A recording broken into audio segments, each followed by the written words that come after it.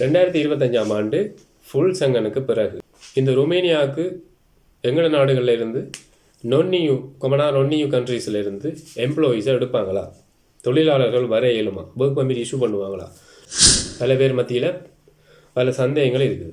என்னுடைய சப்ஸ்கிரைபர் பல பேர் இப்பயும் என்னோட தொடர்பு கொண்டு கேட்குற அதிகமான கேள்வி இப்போ இதாக தான் இருக்குது.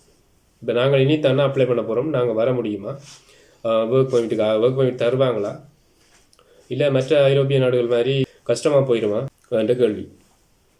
அப்போ இது எல்லா கேள்விகளுக்கும் ஒரு ஆறுதல் தரக்கூடிய மாதிரி தான் இந்த செய்தி அமைஞ்சிருக்கு. என்னென்னு சொன்னால் 2025ஆம் ஆண்டு 3 லட்சம் தொழிலாளர்கள் இந்த ருமேனியாவுக்கு தேவைப்படுதுன்னு சொல்லி இந்த செய்தி Schengen.news ரிப்போர்ட்டில் அடுத்து இன்னொரு ஆர்டிக்கல்லையும் இது வந்திருக்கு. இது தொடர்பாக முழுமையாக பார்ப்போம். அதோட ருமேனியாவில் இருக்கிற ஒரு பெரிய நிறுவனம், பெரிய கம்பெனி, அந்த கம்பெனி எங்களோட எம்ப்ளாயீஸோட தொடர்புபட்ட கம்பெனி. அந்த கம்பெனி அந்த செயற்பாடுகள் மற்றும் எந்தெந்த துறைகளுக்கு தொழிலாளர்கள் தேவைப்படுறாங்கன்னு சொல்லியும் இந்த வீடியோவில் முழுமையாக பார்க்கலாம். கட்டாயம் வீடியோவை ஸ்கிப் பண்ணாமல் பார்த்தீங்கன்னா தான் இந்த முழு விளக்கத்தையும் உங்களால் தெரிந்து கொள்ளக்கூடிய மாதிரி இருக்கும். வாங்க வீடியோக்குள்ளே போகலாம்.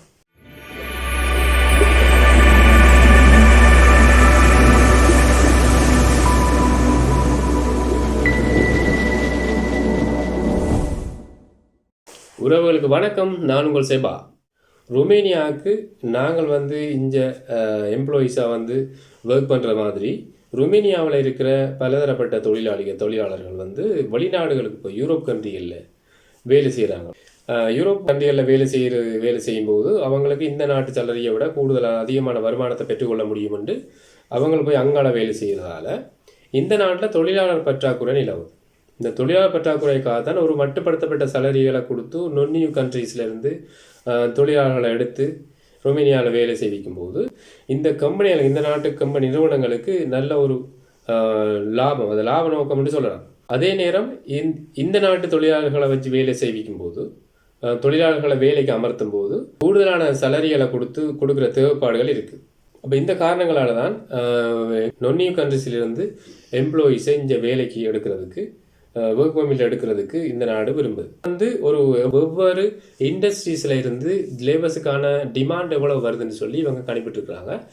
சாதாரணமாக 2 லட்சம் தொடக்கம் 2,50,000 சொல்லி கணிப்பிடப்பட்டிருக்குன்னு சொல்லப்படுது.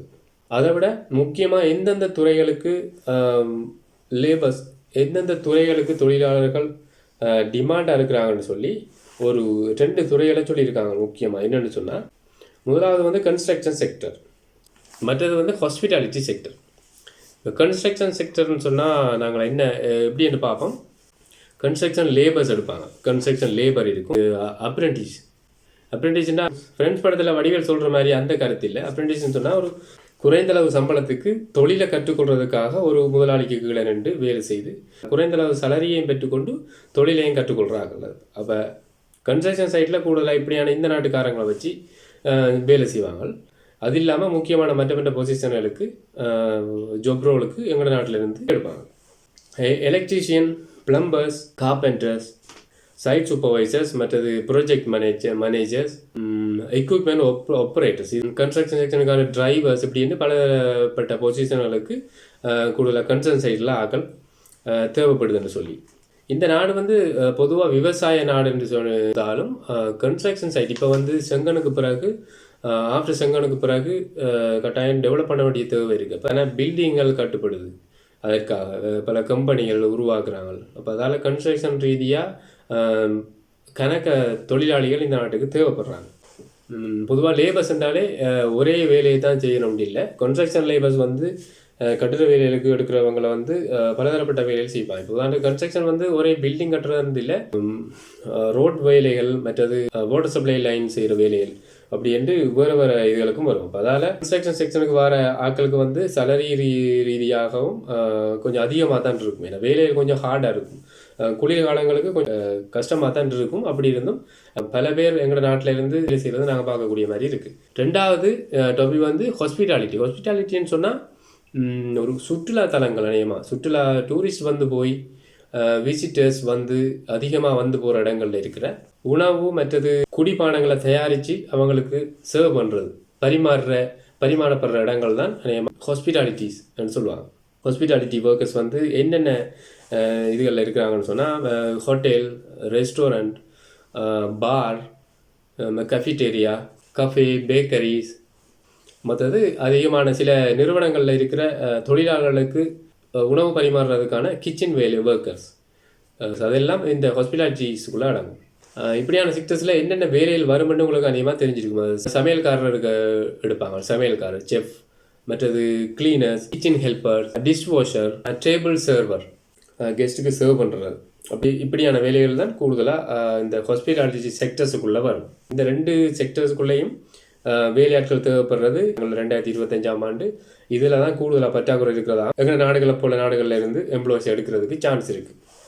அடுத்தபடி என்னன்னு சொன்னால் மெலோனியா போப் வந்து business development manager at international work finder, IWFன்னு சொல்லி இந்த நிறுவனம்.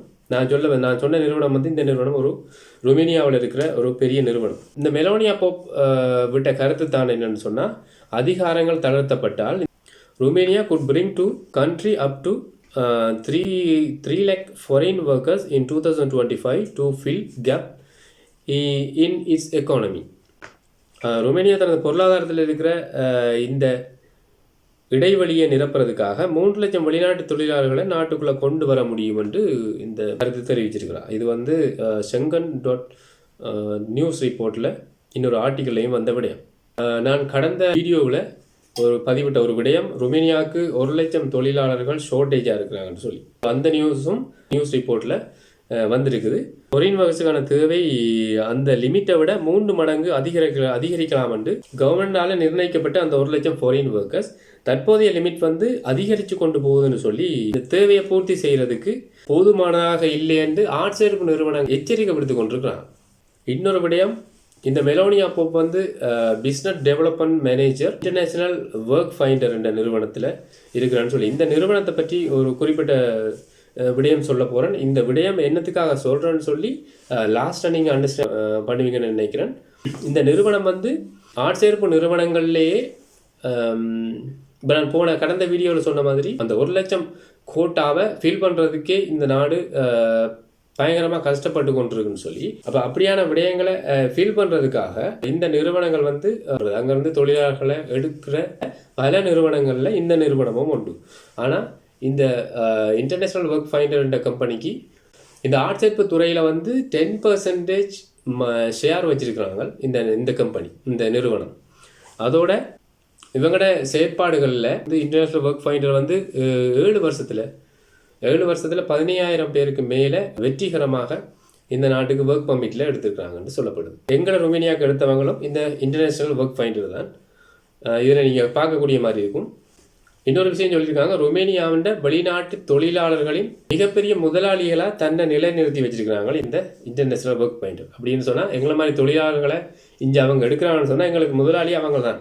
அப்போ அதிகமான தொழிலாளர்களை இந்த நாட்டுக்கு அவங்க எடுத்து கொடுக்கும்போது அவங்க உண்மையிலேயே ஒரு பெரிய முதலாளி தான். கிட்டத்தட்ட 600க்கும் மேற்பட்ட கம்பெனிகளை தங்களோட வாடிக்கையாளராக வச்சிருக்கிறாங்க இந்த இன்டர்நேஷ்னல் ஒர்க் ஃபைண்டர். மற்றது இந்த லேபர் ஷார்ட்டேஜை நிரப்புறதுக்கு அதிகமாக பங்களிப்பு செய்த நிறுவனமாக இந்த இன்டர்நேஷ்னல் ஒர்க் ஃபைண்டர் இருக்குது.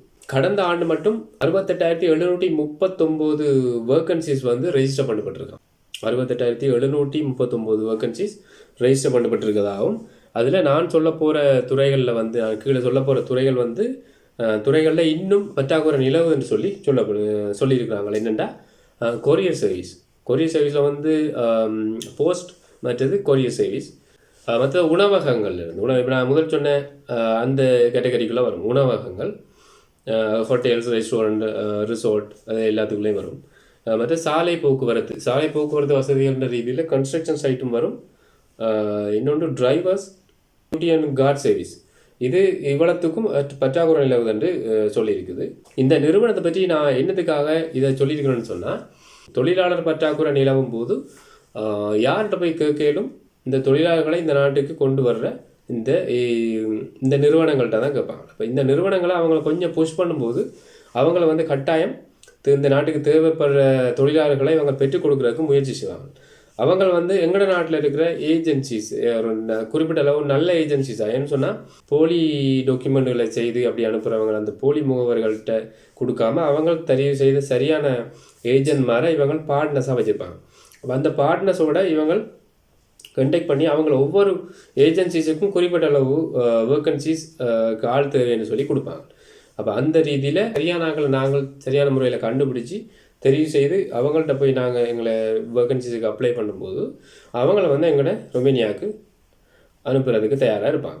ஸோ மற்றபடியும் என்னென்னு சொன்னால், இந்த நாட்டுக்கு 3 லட்சம் தொழிலாளர்கள் தேவைப்படுறாங்கன்னு சொல்கிற தேவை ஏன் இருக்குன்னா, செங்கனுக்கு பிறகோ செங்கனுக்கு முந்திய காலப்பகுதியிலையோ இந்த நாட்டை டெவலப் பண்ணுறதுக்கு அதிகமான தேவைகள் இருக்குது. அப்போ அதுக்கு எங்களை மாதிரி நொன்னிய கண்ட்ரியில் எடுத்து நான் ஆரம்பத்தில் சொன்னது மாதிரி எம்ப்ளாயிஸ் எடுத்து வேலை செய்கிறதுக்குரிய தேவைப்பாடு அதிகம் இருக்குது.